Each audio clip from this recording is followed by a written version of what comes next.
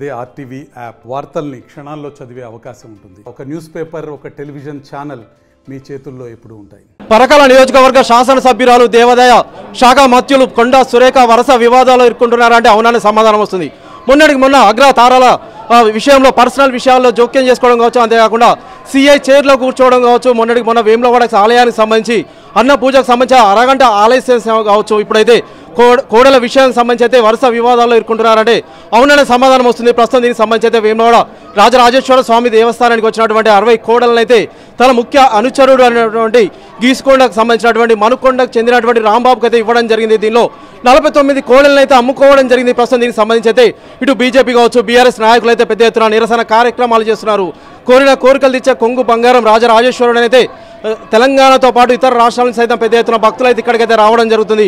ప్రస్తుతం మనం చూసినట్లయితే ఇక్కడికైతే బీఆర్ఎస్ నాయకులు అయితే పెద్ద ఎత్తున రావడం జరిగింది. ఒకసారి వారితో అయితే మాట్లాడదాం. సార్ చెప్పండి, ప్రస్తుతం అయితే ఏం చెప్తారు కోడల విషయం కావచ్చు, అంతేకాకుండా వరుస వివాదాలు అయితే కొండా సురేఖ అయితే ఎదుర్కొంటున్నారని చెప్పవచ్చు కదా, ఇంకా ఏం చెప్తారు సార్? మరి హిందువుల మనోభావాలు దిబ్బడేం కొరకు మరి గతంలో మంత్రి గారు ఇదే విధంగా రాజన్న ఆలయానికి వచ్చిన సందర్భంలో మరి రాజన్నకు నివేదన సమర్పించే టైంలో కూడా ఆ దేవుణ్ణి మనోభావాలు దెబ్బతీసే విధంగా నివేదన ఆపి మరీ దర్శనం చేసుకోవడానికి వారి అధికారాన్ని ఉపయోగించుకున్నారు. ఈరోజు మరి ఎంతో ఇష్టమైన ఈ యొక్క కోడెమొక్కు మరి కోరికలను తీర్చే ఆ కోడెమొక్కులను చెల్లించినటువంటి భక్తులను దెబ్బతీసే విధంగా వారి కోడెలను అక్రమంగా ఈవో గారికి ఒక లెటర్ ద్వారా ఎవరో మంత్రి గారి అనుచరుడు రాంబాబు అని చెప్పి 49 కోడెలను ఈరోజు మంత్రి గారి సిఫారసు మేరకు వాళ్ళు విక్రయించడం జరిగింది. మరి ఎంత ఘోరం! ఆ యొక్క రైతా, మరి ఆ రాంబాబు అనే వ్యక్తి రైతా కాదా?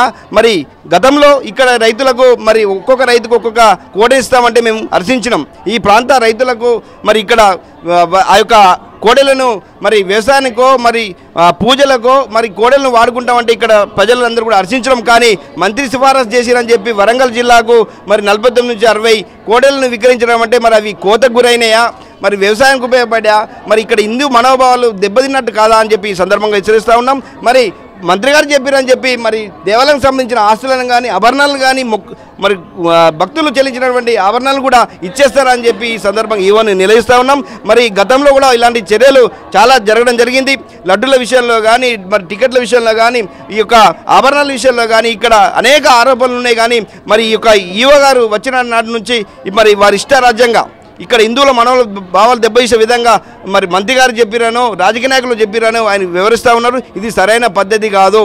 ఇక్కడ మరి రాబో రోజుల్లో ఇలాంటి చర్యలకు పాల్పడితే మాత్రం బీఆర్ఎస్ పార్టీ పక్షాన ఖచ్చితంగా హెచ్చరిస్తూ ఉన్నాం. వారిని సస్పెండ్ చేసా కూడా వదలమని చెప్పి ఈ సందర్భంగా హెచ్చరిస్తూ ఉన్నాం. ఓకే, అయితే గతంలో సైతం ఇటువంటి అవకతవకలు జరిగాయని అయితే దేవాదాయ కమిషనర్ అయితే రైతులకు కావచ్చు, అంతేకాకుండా వ్యవసాయం చేసే వారికి అయితే ఇవ్వాలని అయితే ఒక నిర్ణయం అయితే తీసుకోవడం జరిగింది. బట్ దీనికి సంబంధించి చాలా మంది రైతులు సైతం మేము ఇక్కడికి వస్తే మాకైతే బక్క పల్చడి ఇస్తున్నారు, ఇతర ప్రాంతాలకైతే మంచివి తరలిస్తున్నారని చెప్పి ఆరోపణలు సైతం చేయడం జరిగింది. దీనికి సంబంధించి ఇంకెట్లా చూడొచ్చు అంటారు? అదే అడుగుతా ఉన్నాం. మరి గతంలో ఇక్కడ ఉన్నటువంటి శాసనసభ్యుడు మరి కోడెలను మరి రైతులకు ఇస్తున్నామని చెప్తే మేము నిజంగా హర్షించడం. మరి దూర ప్రాంతాల మరి రైతులు కూడా మమ్మల్ని మా సీనియర్ నాయకులు అందరినీ కూడా మాకు కోడెలు కావాలని చెప్పి పైరవులు చేస్తే లేదు ఇక్కడ ఉన్నటువంటి ఈ వేములవాడ ప్రాంతానికి సంబంధించిన రైతులకు మాత్రమే ఒక్కొక్క రైతుకు ఒక్కటి ఇస్తామని చెప్తే మేము హర్షించడం. కానీ ఈరోజు అక్రమంగా మంత్రి గారు చెప్పారని చెప్పి మరి 60 కోడెలను వారి కోదలకు పంపిరంటే హిందూ మనోభావాలు దెబ్బతీసినట్టు కాదని మేము అడుగుతా ఉన్నాం. మరి మీరు ఇష్టారాజ్యంగా మంత్రి చెప్తే చేయడం అనేది సరైన పద్ధతి కాదు. ఇక్కడ హిందూ మనోభావాలు ఉంటాయి, ఆచారాలు ఉంటాయి, సాంప్రదాయాలు ఉంటాయి, సంస్కృతులు ఉంటాయి. ఖచ్చితంగా బీఆర్ఎస్ పార్టీ హిందువుల పక్షాన ఉండి ఇక్కడ ఏది జరిగినా మరి అభివృద్ధి విషయంలో ఆలయ అధికారులు చొరవ చూపాలి తప్ప ఇలాంటి అక్రమాలు మరి కోతలకు గురి చేయడానికి మీరు ప్రోత్సహిస్తున్నారంటే మరి ఇక్కడ ఎంత దోపిడీ జరుగుతుందో మరి ఈ విధంగా తెలుసుకోవచ్చు. ఓకే సార్, చెప్పండి. ప్రస్తుతం చూసినట్లయితే మొన్నైతే రేవంత్ రెడ్డి సైతం ఇక్కడికైతే రావడం జరిగింది. ఆధ్యాత్మిక క్షేత్రంగా అయితే దీన్ని అయితే తీర్చిదిద్దుతామని చెప్పి ఇలాంటి అవకతవకలు జరగకుండా చూస్తామని చెప్పేసి అయితే పక్షం రోజులు కూడా గడవక ముందే ప్రస్తుతం అయితే ఇదైతే తెరపైకి అయితే రావడం జరిగింది. అంతేకాకుండా మంత్రి కొండా సురేఖ సైతం వరుస వివాదాలు అయితే ఎదుర్కొంటున్నారు కదా. ప్రస్తుతం దీనికి సంబంధించి ఇంకా ఏం చెప్తారు సార్? ఒక మంత్రివర్యులో దేవాదాయ శాఖ తెలంగాణ రాష్ట్రంలోనే దక్షిణ కాశీగా పేరొందిన వేములవాడ రాజరాజేశ్వర స్వామికి, పేద రాజరాజేశ్వర స్వామికి అనేకమైన ఒక సంస్కృతి సంబంధం పురాతనమైన ఆచారాలతో అనేకమైన మొక్కులు చెల్లించుకునే కోడ మొక్కులు మాత్రం భారతదేశంలో ఎక్కడ కూడా హిందూ టెంపుల్లో లేని ఇక్కడ ఒక సంస్కృతి సంప్రదాయం ఉంది. మాకు ఏ మొక్కులు చెల్లించుకున్నా ఆ మొక్కులు చెల్లించడానికి పూర్తి స్థాయిలో మొక్కులు చెల్లించుకుంటే ఇక్కడ పూర్తి స్థాయిలో ఒక నమ్మకం ఉంది. ఆ నమ్మకం ప్రకారమే ఒక కోడ మొక్కులు అనేది ఇక్కడ ఉన్నది. ఈ కోడ మొక్కులలో అనేకమైన చిన్న చిన్న మొక్కలు చిన్న దూడలు కానీ రకరకాల పనులు కానీ వాళ్లకు ఆ కోరికలు తీర్చిన తర్వాత నిజ కోడే అని ఒక పేరు మీద ఇక్కడ టెంపుల్కి ఇవ్వడం జరుగుతుంది. అందులో భాగంగానే ఆ కోడెలను ఈ రాజరాజేశ్వర స్వామి సంబంధించిన గోశాల వాళ్ళను పెంటం చేయాల్సి వస్తుంది. అందులో వీళ్ళతోటి నిర్వహణ కాకపోతే ఎక్కువ జరుగుతున్నాయని ఒక రైతులకు వారు కాపాడుకోవడానికి పాస్బుక్ ఒకటి పెట్టి ఈ పట్టణ పరిసర ప్రాంత రైతులకు మాత్రమే ఈ పాస్బుక్ ద్వారా ఇవ్వతున్నామని చెప్పడం జరిగింది. గతంలో మేము కూడా అక్కడ జగిత్యాల కానీ మేడిపల్లి కానీ కతలాపూర్ ప్రాంతంలో రైతులకు మాకు కావాలంటే ఇక్కడి ప్రాంత రైతులకు మాత్రమే ఇవ్వడం అనుకున్నారు. మరి మేము అడుగుతున్నాము ఇలా 60, 70, 100 కిలోమీటర్ల దూరం ఉన్న వరంగల్కు సంబంధించిన ఉమ్మడి వరంగల్ జిల్లా రైతులకు ఇక్కడి నుంచి అక్కడికి 60 కోడలు ఎలా పోతున్నాయి? ఈ ప్రాంతంలో 10 కిలోమీటర్ల రైతులకు అడిగితే మీకు ఎందుకు నిబంధనలు అడ్డం వచ్చినాయి? ఒక్కటే రైతు రాంబాబు పేరు మీద 60 రైతులు ఇస్తే ఇలా మేము చేసింది కాదు. ఒకడొక పోలీస్ స్టేషన్లో వరంగల్ ప్రాంతంలో ఒక కేసు కూడా నమోదు చేయడం జరిగింది. 49 కోడెలు వెళ్ళిపోయినాయి, 11 కోడెలు మాత్రమే అక్కడి దగ్గర ఉన్నాయి. మిగతా 49 కోడెలు ఎటు పోయినాయి? ఇలా ఎంత అపచారం అండి. ఒక ఎక్కడో రైతులకు ఇవ్వడానికి కోసం విముక్త చూపించి ఒక వ్యక్తికి ఇస్తే అతడు దళారులకు అమ్మిండా, కోతకు అమ్మిండా? మన సంస్కృతి సాంప్రదాయాలను కాపాడడానికి నినాగమున్న 15 రోజుల క్రితం వచ్చిన ముఖ్యమంత్రి పర్యటనలో మేము ధార్మిక సంస్థలను గొప్పగా తీర్చిదిద్దుతాం, వాటికి ఆచారాలను కాపాడతామని మీరు చెప్పిపోయారు. ఈ ప్రాంతంలో ఒక మీటింగ్ కూడా పెట్టారు. నివేదన టైంలో నివేదన ఆపి మీరు దర్శనం చేసుకున్నారు. ఇంత అపచారం కన్నా ఇంతమైన గొప్ప అపచారం ఎక్కడుంది?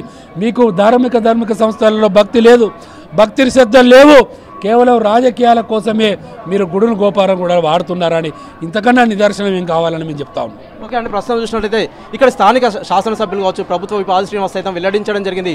కోడల విషయంలో ఎవరైనా అవకతవకలు పాల్పడితే ఎంతటి వారైనా కఠినంగా శిక్షించాలి, వారిపై అయితే క్రిమినల్ చర్యలు సైతం తీసుకుంటామని చెప్పేసి అయితే వారైతే వెల్లడించడం జరిగింది. ప్రస్తుతం ఇదే అంశానికి సంబంధించి మీరు ఇంకా ఎలాంటి చర్యలు ఉంటే బాగుంటుందని మీరు భావిస్తున్నారు?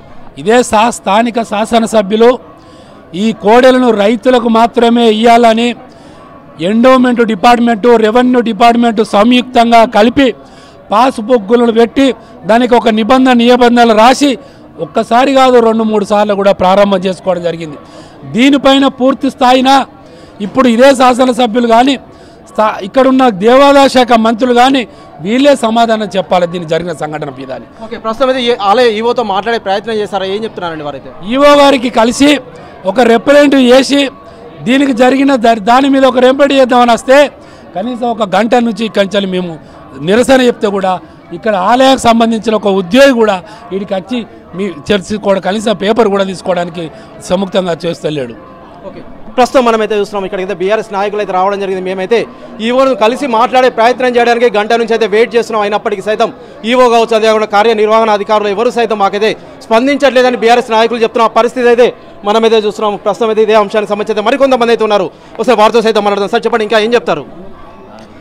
మరి సంస్కృతి సాంప్రదాయాల భాగంగా మన దక్షిణాది కాశీగా ప్రసిద్ధి దేవస్థానం రాజన్న. మరి రాజన్న దేవాలయానికి కోరికలు తీర్చే నాదుడు. మరి కోడె మొక్క తీర్చే కోరికలు తీర్చని చెప్పి ఒక నమ్మకం ఉంది. ఈ నమ్మకాన్ని మరి వమ్ము చేసినటువంటి కాంగ్రెస్ ప్రభుత్వానికి మరి ఇక్కడ రాజన్న దేవుడు ఖచ్చితంగా రానున్న కాలంలో మరి చెంపదెబ్బ లాంటి బహుమతి ఇస్తారని చెప్పి మేము అనుకుంటున్నాం. మరి కోడె అనేది మరి ఇక్కడ పేద మధ్య ధనిక వర్గాలు మరి ఇక్కడ రాజన్నకు ఒక బహుమతిగా ఇస్తాయి. మరి ఆ రాజన్నకి ఇచ్చిన కోడలను మరి ఇక్కడ దేవాదాయ శాఖ మంత్రి కావచ్చు, మరి స్థానిక నాయకులు కావచ్చు, కొంతమంది ప్రోద్బలంతో ఒకే వ్యక్తికి ఒక 60 కోడలు ఇవ్వడం చాలా దుర్మార్గం. మరి ఇలాంటి చర్యలు మేము ఖచ్చితంగా ఖండిస్తున్నాం. రానున్న కాలంలో ఆ రాజన్న స్వామి వారి ఆశీస్సులు మరి ఖచ్చితంగా మంచి చేస్తే ఉంటాయని చెప్పి చెప్తున్నాం. కానీ చెడు చేస్తే మాత్రం కూడా దాని విపరీతాన్ని ఎదుర్కోవాల్సిన పరిస్థితి వస్తుందని చెప్పి తెలియజేస్తున్నాం.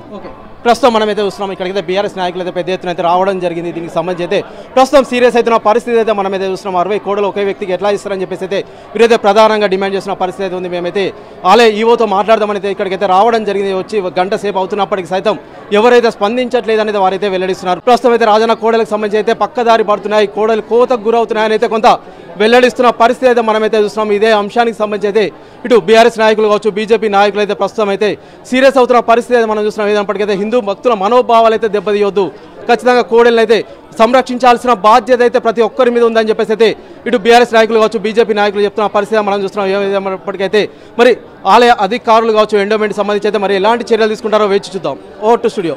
మరిన్ని వీడియోస్ కోసం ఛానల్ ని సబ్స్క్రైబ్ చేయండి, లేటెస్ట్ అప్డేట్స్ కోసం వాట్సాప్ ఛానల్ ని ఫాలో చేయండి అండ్ లింక్ డిస్క్రిప్షన్ లో ఉంది.